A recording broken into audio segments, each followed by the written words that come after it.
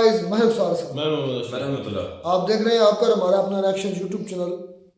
Video शानदार लगे तो दोस्तों मेरे क्या करना है यार, एक मरतबा मिलकर कह दो लाइक शेयर सब्सक्राइब करना भाई। तो चलते हैं जी, आज की वीडियो का टाइटल है राज धर्मा न्यूज़ की वीडियो है। बड़ी शानदार वीडियो है, बड़ी मुझे ये अच्छी लगी वीडियो।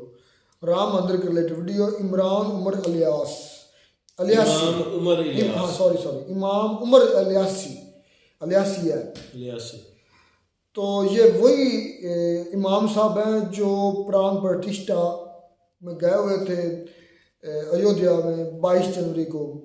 तो इनसे इंटरव्यू ले रही है राज धर्म वाली मेरी बहना। देखते हैं क्या बताते हैं, उधर किस तरह इनके साथ सलूक हुआ, अब इनके साथ क्या लोग किस तरह का बिहेव कर रहे हैं। जाहिर बात है मुस्लिम की मैं बात कर रहा हूँ, मुस्लिम, क्योंकि ये गए हुए थे।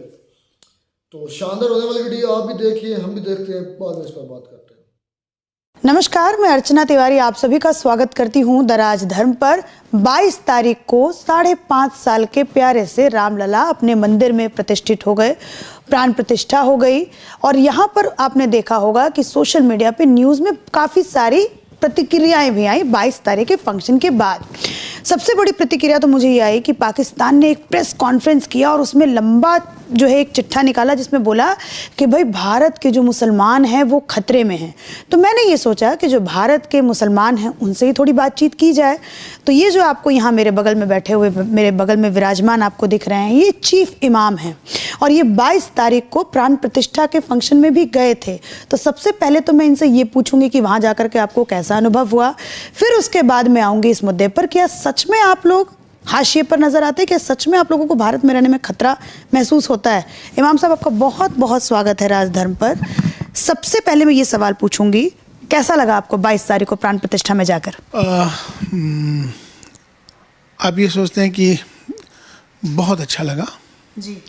और दरअसल ये वहाँ मेरा जाना और पूरे देश के अंदर एक संदेश, पैगाम मोहब्बत। जी। मैं पैगाम मोहब्बत देने के लिए वहाँ गया था। मुझे निमंत्रण मिला राम जन्मभूमि ट्रस्ट की तरफ से कि एज ए चीफ इमाम आप आइए। तो मैं वहाँ गया। मैंने मेरे मन के अंदर ये भाव कि हम सब भारत में रहते हैं जी। और कहीं ना कहीं जो कोई दूरियां हैं वो ख़त्म होनी चाहिए, नफ़रतें ख़त्म होनी चाहिए। तो मोहब्बत का पैगाम लेके गया था। अच्छा लगा।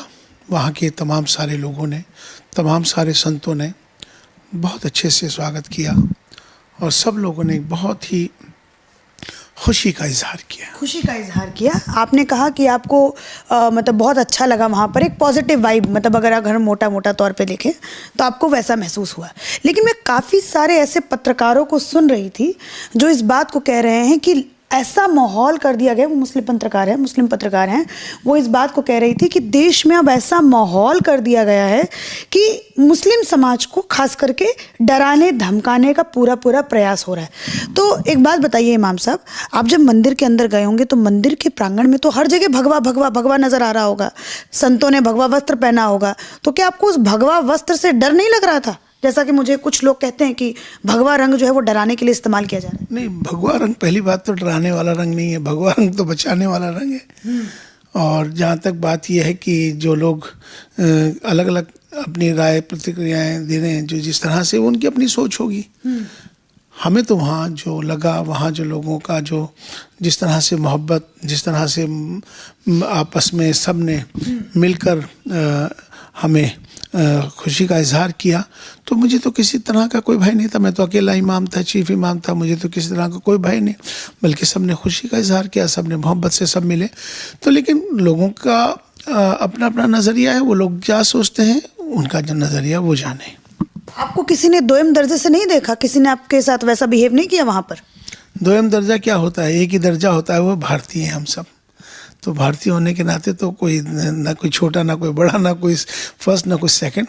हम यही कह रहे हैं कि हमारे सबकी जातियां ज़रूर अलग हो सकती हैं, हमारे सबके पंथ ज़रूर अलग हो सकते हैं, हमारे पूजा पद्धति ज़रूर अलग हो सकती है, लेकिन हमारा जो सबसे बड़ा धर्म है वो इंसान और इंसानियत का है। पहले भारत में रहते हैं, हम सब भारतीय हैं, तो हमारे लिए राष्ट्र सर्वोपरि है, तो इसलिए हम सबको भारतीय हो जाना चाहिए।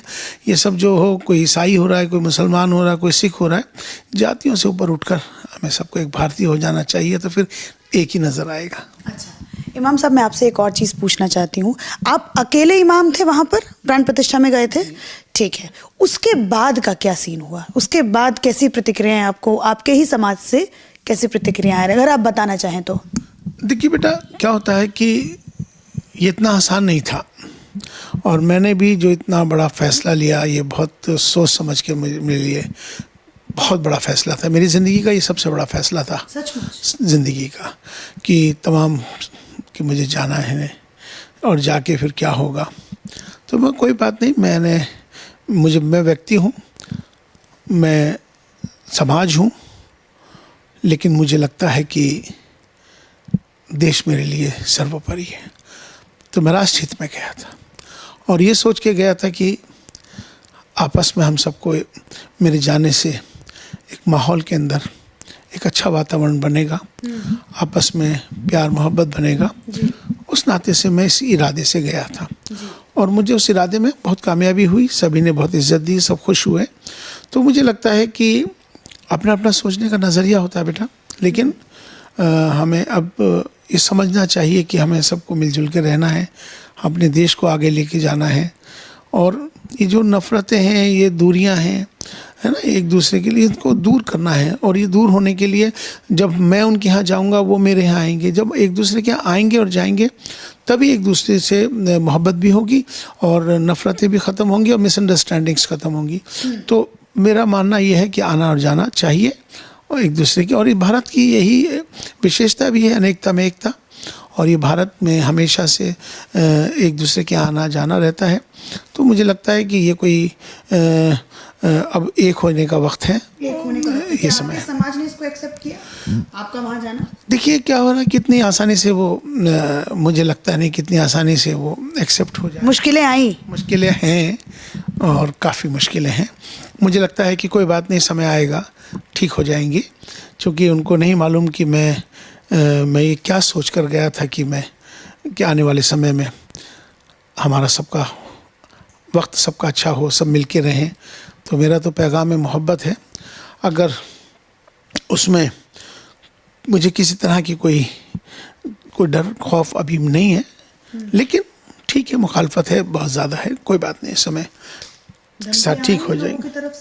फ़ोन्स आते हैं दिन भर और मैसेजेस आते हैं कि अब शब्द बोलते हैं जो मिजाज है, लेकिन कोई बात नहीं, हो जाएगा, ठीक हो जाएगा, आपको ये विश्वास है। अच्छा इमाम साहब, मैं आपसे एक और चीज़ पूछना चाहती हूँ। जैसे कि मैंने अपने इंट्रो में कहा था कि पाकिस्तान ने भी एक प्रेस रिलीज़ जो है निकाला है, जहाँ पे खुद की मंदिरों के, मतलब वहाँ पे अल्पसंख्यकों का ये हाल है कि 22 से 2 पर आ गए, 0 पर आ गए, 0% पे 2% पे आ गए। अब वो जो है हमारे यहाँ के मस्जिदों और हमारे यहाँ के मुसलमानों की फ़िक्र जता रहे हैं, क्या कहेंगे? हंसी आती है इस बात पर कि कम से कम उन्हें अपने अंदर गिरबान झांकना चाहिए, अपने अंदर देखना चाहिए, उनके हालात क्या हैं उनको मालूम है। वहाँ के मुसलमानों को उनकी ज़रूरत नहीं है, ना उनकी सलाह की ज़रूरत है, ना उनकी नसीहत की ज़रूरत है, बल्कि यहाँ के मुसलमानों से उनको सीखने की ज़रूरत है। यहाँ के मुसलमान अल्हम्दुलिल्लाह बहुत अच्छे हैं, और जहाँ तक पाकिस्तान की बात है, पाकिस्तान के हालात इतने ख़राब होते चले जा रहे हैं, तो मुझे लगता है कि अब तो पाकिस्तान को घर वापसी कर लेनी चाहिए। घर वापसी कर लेनी चाहिए, यकीनन। वहाँ की आवाम जो है इतनी परेशान हो चुकी है, उनके लोगों से, इतने लोगों से परेशान है, रोज़गार नहीं है, बिजली नहीं है, खाना नहीं है, तो उनकी आवाम चाहती है कि हम भारत में रहते थे वही अच्छा था। तो इसलिए मैंने ये बात कही है कि उनको अब घर वापसी कर लेनी चाहिए। अच्छा इमाम साहब, आप मुझे एक बात बताइए, जैसे यहाँ पर बाबरी ढांचे को लेकर के जो मुद्दा पाकिस्तान में उठाया जा रहा है, और कई सारे हमारे भारत के भी लोग हैं, वो कहते हैं कि जो कार सेवक, जो उस समय 92 के समय जिन्होंने कार सेवा की थी, उनको अपराधी मानते हैं। तो मैं आपसे पूछना चाहती हूँ, क्या आप भी जो कार सेवा जिन्होंने की, जो 92 के समय में जिन्होंने ढांचा गिराया, उनको आप अपराधी मानते हैं, उनको क्रिमिनल मानते हैं आप? देखो बेटा, क्या होता है कि हमें जो गुजर गया उस पर बात अभी नहीं करने की चाहिए, हमें आज की बात करनी चाहिए, कल की बात करनी चाहिए। आज की अगर हम बात करते हैं तो मंदिर बन गया, आज की बात करते हैं तो माहौल को अच्छा करने की ज़रूरत है। आपस में अब जो है माहौल को अच्छा करने की जिम्मेदारी अब मुझे लगता है कि हम सबकी जिम्मेदारी है। अभी माहौल अच्छा हो, अभी जिस तरह से भारत के प्रधानमंत्री श्री नरेंद्र मोदी जी की नेतृत्व में पूरी दुनिया के अंदर ना भारत बहुत तरक्की कर रहा है और भारत विश्व गुरु की ओर जा रहा है। तो हम अब आपस में लड़ना छोड़ना चाहिए, हमें आपस में नफरतें छोड़नी चाहिए। अब हमें सबको एक हो जाना चाहिए। मतलब इस क्वेश्चन को आप स्किप करना चाहेंगे कि मतलब ये जो क्वेश्चन है वो स्किप हो? नहीं, मैं किसी चीज़ को स्किप करना मकसद नहीं है, नज़रअंदाज करना मकसद नहीं है। मकसद मेरा सिर्फ बेटा ये है कि अब जो हो गया है हमें उस पर आज की बात करनी चाहिए बेटा। किस पिछली बार क्या हुआ, कैसे हुआ, कितने लोग शहीद हुए, कितने लोग क्या हुए, झगड़े फसाद हुए, मुल्क कितना पीछे चला गया। हमें आज अपने देश की बात करनी है बेटा। देश हमारा आगे बढ़े और आपस में जो नफ़रत के माहौल है ना बेटा वो ख़त्म होने चाहिए। कितना मतलब डिग्री कितना है, अगर नफरत की अगर मैं बात करूं तो कितना डिग्री जो है वो नफरत बढ़ चुकी है, आपको क्या लगता है इमाम साहब? बेटा मुझे देखिए बेटा क्या है कि कितना उसका लेवल तो मैं नहीं जानता हूँ कि कितना उसका लेवल हो सकता है, उसकी ना का अंदाज़ा तो मेरे पास नहीं है बेटा। लेकिन इतना ज़रूर है कि माहौल में जो आपस में जो एक दूसरे नफ़रतें हो रही हैं ना, वो जो एक दूसरे को वो नहीं होनी चाहिए बेटा। प्यार होना चाहिए। तो ये जो नफरत है वो हिंदुओं की तरफ से हो रही है या फिर बीजेपी करवा रही है, आरएसएस करवा रही है ऐसा? क्योंकि आप ही के समाज के बहुत सारे लोग इस बात को बोलते हैं कि जो बीजेपी है वो लोगों के बीच में नफरत फैला रही है। क्योंकि पहले कांग्रेस थी, उस तब प्यार मोहब्बत था, लेकिन अब बीजेपी है तो नफरत फैला रही है। आप भी इस बात को मानते हैं इमाम साहब? देखिए पिछली सरकारें थी जब सोशल मीडिया नहीं हुआ करता था और लिमिटेड कम्युनिकेशन सिस्टम्स थे बेटा। पहले कितना हुआ, कितने दंगे फसाद हुए सब जानते हैं। और दंगा कराने वाले दंगे ही होते हैं और वो उनका तो मकसद दंगा कराना होता है। तो मुझे लगता है कि अब जो पास्ट है उस पर बात जो हो गई है उस पर ना करके आज हम आज पे हम चलें। आज नहीं, नफरत फैलाने वाले जो लोग हैं वो देश विरोधी हैं, राष्ट्र विरोधी वो लोग हैं जो अमन इस देश का तरक्की को रोकना चाहते हैं। जो देश आज तरक्की कर रहा है ना हमारा, जिस तेज़ी से आगे बढ़ रहा है, वो उनको बर्दाश्त नहीं हो रहा। वो शक्तियां हैं, वो कौन सी शक्तियां हैं जो देश के अंदर अमन नहीं चाहती हैं। बहुत ऐसे लोग हैं। इमाम साहब एक और मैं चीज़ आपसे पूछना चाहूँगी। जैसे अभी राम मंदिर बन गया, प्राण प्रतिष्ठा हो गया, भव्य मंदिर बना, आप भी वहाँ पर गए है ना, आमंत्रित किया गया आपको, वहाँ पर आप गए, आपको बहुत अच्छा लगा, आपको लगा कि ये भाईचारे का जो है वो एक तरीके से मतलब एक पैगाम है, आपको ऐसा लगा। अगर काशी विश्वनाथ और आपका जो मथुरा में अगर फैसला आता है तो क्या लगता है देश में स्थिति ठीक रहेगी कि बिगड़ने की आशंकाएं हैं? क्या लगता है? बेटा मैं अंतर्यामी तो हूँ नहीं। समाज में अपने रहते होंगे, अपने समाज के लोगों से बात करते होंगे, उनका आप देखते होंगे कि क्या उनके अंदर है अभी। मैं अंतर्यामी तो हूँ नहीं बेटा कि मैं कल के बारे में बता सकूं।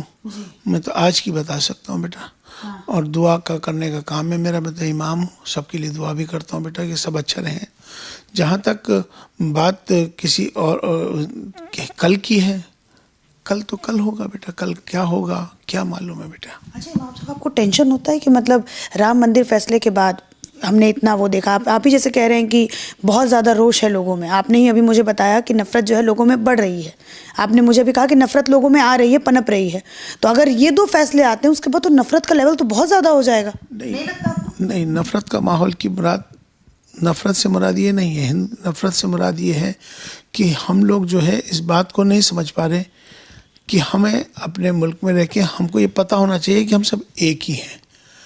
अभी जैसे कि आपने एक कहा कि दोयम दर्जा आपके मुंह से निकला, जबकि ये नहीं निकलना चाहिए। एक ही है बेटा, हम लोग भारतीय हैं। ये बहुत सारे लोग दूसरे लोग कहते हैं। हाँ, वो लोग ऐसा कहते हैं, मैंने बस सवाल किया आपसे। नहीं, मेरा मतलब कहने का है कि हम जब अपने अंदर ही ऐसा सोचने लगेंगे, हम एक दूसरे को ये सोचने लगेंगे कि ये है और ये है, ऐसा ठीक नहीं है। ये हम सब एक ही होने चाहिए और एक ही पैगाम देना चाहिए बेटा भारतीय होने का। अब देखिए बात मंदिर की नहीं है, बात राष्ट्र की हो रही है इस समय, और राष्ट्र की बात सबके लिए, सबके लिए बेटा। एक परिवार है बेटा, हम लोग वसुदेव कुटुंबकम की बात करते हैं, सारा एक परिवार है हमारा। तो उस पर हमें काम करना चाहिए। ये सब जो जो लोग लड़ाई करा रहे हैं, झगड़ा करा रहे हैं, ये देश के हित में नहीं है बेटा। राष्ट्र हित में बात करनी चाहिए। देश पर घर है ही हमारा सबका, हम सब मिलके रहें, आपस में मिलजुल के रहें, यही हमें करना है। अच्छा, एक मैं सवाल पूछना चाहूँगी, इसके बाद मैं अपने मेन मूल जो टॉपिक है उसके ऊपर आऊँगी। इमाम साहब, क्या आपको लगता है कि मुसलमानों को दरकिनार किया जा रहा है भारत के अंदर? उनको डराया धमकाया जा रहा है? कहाँ पर? भारत के अंदर। कौन कर रहा है? मैं तो नहीं सुना। आपके पास कोई खबर है क्या? आपके पास कोई खबर है कहीं की? आपके पास नहीं किया जा रहा है सर। नहीं, मैं वो आपसे ही पूछ रहा हूँ। आपने सवाल किया, मैंने कहा मुझे तो पता नहीं इस बात में। कहाँ कहाँ कौन आप डरा? ऐसा महसूस करते हैं? नहीं, कौन डरा रहा है, कौन धमका रहा है? कहाँ की बात कर रही हैं? पाकिस्तान की? इस भारत की बात कर रही हैं? भारत में सब लोग आराम से रह रहे हैं। कौन डरा रहा है किसको, कौन धमका रहा है किसको? तो बहरहाल ये सब बातें मुझे तो नहीं लगती बेकार है। नहीं, बेकार नहीं। कहाँ हो रही है मुझे तो बताइए ना, कहाँ की? अगर आप ना डराना धमकाना, किसको कौन डरा रहा है, किसको कौन धमका रहा है? ये तो मेरे ख्याल से उन लोगों को जवाब मिल गया होगा। इमाम साहब ने बहुत अच्छे तरीके से जवाब दे दिया कि कहाँ हो रहा है, क्या हो रहा है। आप मुझे थोड़ा सा जो है वीडियोस निकाल कर दिखाइए। कुछ लोग मतलब अभी आगरा में जो घटना घटी, जो संत कबीर नगर में जो घटना घटी कि मस्जिद के अंदर कुछ लोग जो है वो भगवा झंडा लेके मतलब जा रहे थे, तो इस चीज़ को लेकर लोग कहते हैं कि मुसलमानों के ऊपर अत्याचार हो रहा है। नहीं, देखिए क्या है कि हर समाज के अंदर अच्छे लोग ज़्यादा होते हैं, चंद लोग खराब भी होते हैं। चंद लोग खराब हैं तो इसका मतलब सारा समाज खराब होता है? ऐसा होता नहीं है बेटा। होते हैं सब खराब, सारे ही अच्छे हैं, ऐसा होता नहीं है। ठीक है, अगर कुछ लोग खराबी हैं और ख़राबी कर भी रहे हैं तो सारा समाज खराब है, ऐसा है नहीं। तो उनको सद्बुद्धि हो, उसके लिए दुआ करेंगे। उसके लिए दुआ करेंगे। अच्छा इमाम साहब, आखिरी सवाल पूछूंगी आपसे। आपको लोग कहते हैं कि आप मोहन भागवत के बहुत करीबी हैं, तो इस वजह से जो है आपको वो आप कहिए तो प्राण प्रतिष्ठा में बुलाया गया, फिर उसके बाद आपको एक वेटेज मिलता है, ऐसा? मोहन भागवत के करीबी हैं? नहीं, करीबी मतलब क्या होता है? करीबी माने समझाने में, ताल्लुक़ में, रिश्ते में, किस चीज़ से? हर चीज़ में ताल्लुक़ में। नहीं, मेरा मतलब वो उनका मेरा सभी से ताल्लुक़ है, सबसे आना जाना है, उनसे भी मेरा बहुत अच्छा संबंध है। मैं बहुत अच्छा संबंध है मेरा उनसे। आपको लोग कहते हैं कि मतलब जो मुस्लिम जो लोग होंगे वो कमेंट करेंगे, मैं उन्हीं का सवाल मैं आपसे पूछूंगी क्योंकि चूँकि वो आपके समाज के लोग हैं, वो कहेंगे कि ये तो बीजेपी का है, इस वजह से ऐसी बात करता है। अब ठीक है, उनके अब वो जो सोचते रहे तो उसके ऊपर तो मैं कोई पाबंदी नहीं लगा सकता। सबको अधिकार है, डेमोक्रेसी है, जो जैसा सोचता है ठीक है, चलता है आपको। अगर आपको कोई बीजेपी का नहीं, अब मुझे तो अब मैं क्या कह सकता हूँ उनको कि मैं बीजेपी का हूँ या कहाँ से हूँ, क्या फ़र्क पड़ता है? ठीक है, सोच लेते हैं। बीजेपी आपको कोई एडवांटेज देती है? नहीं, मैं बीजेपी के या किसी पार्टी के लिए तो मैं काम नहीं कर रहा हूँ। मैं तो अपने देश के लिए काम करता हूँ। जो भी काम करता हूँ देश हित में करता हूँ। आज तक का मेरा जो भी काम है देश हित में है, पार्टी के हित में नहीं करता हूँ। क्या बात है। तो ये थे हमारे साथ चीफ इमाम, जिनकी मैंने इतने सारे सवाल पूछे, उन सब पे इन्होंने खुल करके जवाब दिया। एक आध दो क्वेश्चंस इन्होंने स्किप भी किया है, तो आशा करूंगी कि आपको। तो ये दोस्तों वीडियो होगी ख़त्म। भाई इस इमाम साहब ने बाकी बातें तो बाद में करूँगा। इस इमाम साहब ने पाकिस्तान को बड़ी चपेड़े मारी हैं, क्योंकि पाकिस्तान एक वाकई में वो जिस तरह मेरी बहन बात करें, प्रेस रिलीज़ किया, उधर के जो हिंदू हैं वो खौफ और डर में रह रहे हैं, उनको हकूक नहीं, वो सॉरी मुस्लिम, मेरे मुस्लिम नहीं, उनके मुस्लिम जो है वो खौफ व हिरास में ज़िंदगी गुजार रहे हैं, उनको उनके हकूक नहीं दिए जाते। यहाँ तक कि जो वो हमारी सो कॉल्ड एंकर है, उनका क्या नाम है यार, नहीं फिज़ा नहीं यार, वो जो इंडियन कंटेंट पर बात करती है ज़्यादा,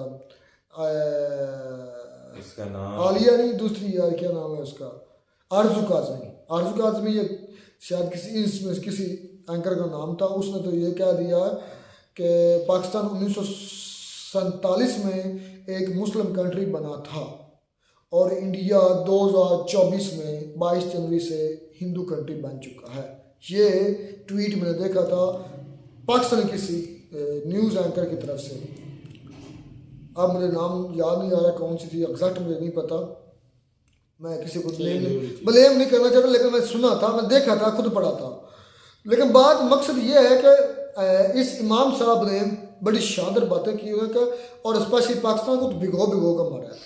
भिगो कर इसलिए मारा हुआ है कि पाकिस्तान के अंदर जो हालात हैं, ये उधर के मुसलमान जो हैं उनको अपनी तरफ से मार रहे हैं बेरोजगारी की वजह से। उनको तो चाहिए आप घर वापसी कर ले जाइए। सही बात, ये बड़ी स्टेटमेंट में दिया है। उनको पता है ना कि अपने हालात उनके क्या है, और वो घर वापसी का मतलब पता क्या है रहमतुल्लाह? हाँ बे, अपनी बात जो है ना इंडिया का मुद्दा छोड़ दे मुसलमानों का, जो अपने जो इनके मसाइल है उसको हल करें। घर वापसी का मतलब है कि आप इंडिया से दोबारा इलाहाक कर लें, अपने घर में आ जाए दोबारा। तुम पहुंचे नहीं बात पर, अंकल की बात पर, इमाम साहब की बात पर। लेकिन ऐसा हो नहीं सकता। लेकिन उन्होंने एक मशवरा दिया है कि आपके हालात जितने खराब हैं, खाना नहीं मिल रहा। मौलवी साहब की ये जो बात है बिल्कुल ठीक है कि पाकिस्तान में जो है हालात बहुत खराब हैं, बेरोजगारी बहुत ज्यादा है, खाने पीने की जो अशिया है वो ऐसे ही आसमानों तक उनकी कीमतें हैं भाई। तो हालात वाकई बहुत टफ है। नहीं हो सकता क्योंकि हम हिंदुस्तान से ज्यादा हो चुके हैं और पाकिस्तान। चलें जी, आप नहीं हो सकता तो वो छोड़े बात अब दूसरी बात आपको रखना चाहते हैं साहब। हाँ, दूसरी बात ये है, वो तो मशवरा दे रहे हैं अच्छे के लिए, अच्छी बात है। फिर उन्होंने बात की कि आप अकेले ही थे, गए हुए थे प्राण प्रतिष्ठा में। उन्होंने कहा मुझे न्योता आया था, मुझे बुलावा आया था, और ये भी कहा कि ये मेरी ज़िंदगी का सबसे बड़ा फैसला था। वो खुद मान रहे हैं, वो कह रहे हैं कि ये फैसला मैं बड़ी सोच समझ कर, और पूरी ज़िंदगी का सबसे बड़ा फैसला। और उस वक्त भी उन्होंने यही कहा था कि मैं मोहब्बत का पैगाम लेकर आया हूँ, अमन का पैगाम लेकर आया हूँ, हमें एक होकर, हमें मजहबी सबसे बड़ी बात उन्होंने भाई ये की कि जो सबसे बड़ा मजहब है ना वो हाँ, ये बात उनकी बिल्कुल वैलिड है भाई।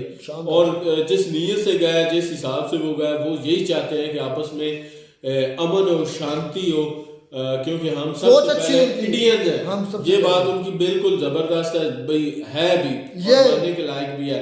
और दूसरी बात ये की कि उन्होंने कहा कि मैं जब वहां पे गया तो बहुत से लोगों ने मेरी इज्जत की, मुझे रिस्पेक्ट दी। तो भाई रिस्पेक्ट तो उनकी बनती थी, बिल्कुल भाई, वाकई बनती थी कि आप भाई कह लें कि आपको बकायदा न्योता दिया गया और आप वहाँ पे पहुंचे। फिर एक चीज़ में भाई कन्फेस भी किया, उन्होंने कहा कि जारी बात है मेरी जिंदगी का सबसे बड़ा फैसला था। तो मेरे ख्याल में मुसलमानों ने वहाँ के मुसलमानों ने वो बता रहे हैं काले तनकीद की होगी या उनको बुरा भला कहा होगा या कोई ऐसा इशू बनाए होंगे कि वाकई आपने नहीं जाना था, गलत किया आपने, ऐसी बातें होंगी मुझे लगता है। क्रिटिसाइज करने में लोग भी इसी माशरे में मौजूद होते हैं जो टांगे खींचते हैं, जो अमन की बात को जो है ना कोई और ही रंग देते हैं। लेकिन उन्होंने कहा कि मुश्किलें हैं लेकिन सब ठीक हो। फतवे लगाने वाले भी हो, उनका बातें सारी उन्होंने कोई छुपाई तो नहीं। उन्होंने कहा कि यार मुश्किलें हैं, मेरी ज़िंदगी का सबसे बड़ा फैसला था, मुश्किलें हैं, लोग मुझे फ़ोन कॉल्स करते हैं, अरलम परलम बोलते हैं जिन्हें कि बुरा भला, लेकिन कोई बात नहीं। उन्होंने कहा कि मैं सुन लेता हूँ। तो और सुनकर यही आशा, यही उम्मीद है कि अमन हमें भारतीय सबसे पहले होना चाहिए। ये बड़ी उन्होंने बात की, हम सबसे पहले इकट्ठे होंगे तो वो कहते हैं कि हमारा जो कंट्री है वो ग्रो करेगा, सब मिलकर हैं। फिर उन्होंने पाकिस्तान की बात की कि पाकिस्तानी नसीहतें करते हैं या कहते हैं बड़ा हम फिक्रमंद है इंडिया के अंदर मुसलमानों के लिए। तो उन्होंने कहा कि आप हमें वसीयत ना करें, आप अपनी तरफ पहले देखें। बिल्कुल, ये बहुत बड़ी बात उन्होंने की है। ये तो पंजाबी की वो कहावत होगी कि आपने ये सुनने वाले जो पाकिस्तानी हमें शर्म से डूब मरना चाहिए कि वो जिनकी हम फिक्र करते हैं वो खुद कहते हैं कि भाई आप अपनी फिक्र करें। आप वाकई में उनकी फिक्र करते हैं? नहीं, मुसलमान की फिक्र अगर तो वो भाई वहाँ पे खुश है ना, वो खुश है तो हमें छोड़ देना चाहिए। वो खुश है तो हमें उनसे सबक सीखना चाहिए कि वो खुश कैसे है। यह चीफ इमाम है, तमाम इमामों के चीफ हैं, कोई छोटा मोटा ओहदा नहीं है। ये को किसी मस्जिद का एक मस्जिद का इमाम नहीं चला गया, ये तमाम इमामों का चीफ है जो गया और जो ये बातें कर रहा है इसकी बातों में दम है। बिल्कुल, या कोई लौंडा लपाड़ा नहीं हमारी तरह का बैठ कर बात कर रहा है। ये इसकी एक वैल्यू है, इसकी एक जगह है, इसकी एक मंजिल है, एक मकसद है, या इसका कोई ना कोई भरम है माशरे में, इंडिया में स्पेशली। तो ये बहुत बड़ी बात इसने वाकई में सच कहा कि ये इनकी ज़िंदगी का वाकई में बहुत बड़ा फैसला था। वो कहता है सिर्फ मैं ही एक मुस्लिम कह रहा हूँ इमाम था जो उस पूरी 22 जनवरी को था। ये वाकई में मैं कहता हूँ उसके जिगरा है, उसी की हिम्मत है। बिल्कुल, और अब उसकी ज़्यादा हिम्मत है जो वो ये बातें अब मुसलमानों की तरफ से सुन रहा है, बर्दाश्त कर रहा है। अब बात तो यार उसने सही की है कि हम मजहबों को छोड़कर सबसे उसकी पहले नीयत ठीक थी भाई। इंडियन है। नीयत है उसकी, वो क्या नहीं रहा, मेरा अमन का दर्स था, मोहब्बत का पैगाम था जो मैं लेकर गया था, और अगर मुझे उधर मोहब्बत मिली। लेकिन उनको ये नहीं पता था कि यहाँ पे दुनिया ट्रोल करने वाली भी बहुत है। उन्होंने कहा कि भाई मुझे उधर मोहब्बत मिली भी, ये नहीं कि मुझे मोहब्बत नहीं मिली, ये चीज़ भी उन्होंने कन्फेस किया, ये भी उन्होंने चीज़ मानी है। बिल्कुल भाई, उन्होंने अच्छी बातें थी, बहुत अच्छी डिस्कशन थी। कोई नहीं, एक दिन आएगा जब ये चीज़ें हल हो जाएंगी, मोहब्बतें बढ़नी चाहिए, मोहब्बतें होनी चाहिए, हर एक अपनी अपनी डोमेन में अपने अपने मज़हब को के अंदर लाइन के अंदर रह कर दूसरे के साथ मोहब्बतें, इखलाक पर जोर देना चाहिए। शानदार थी वीडियो, मिलते नई वीडियो में नए टाइम साथ, अब तक लिए इजाज़त।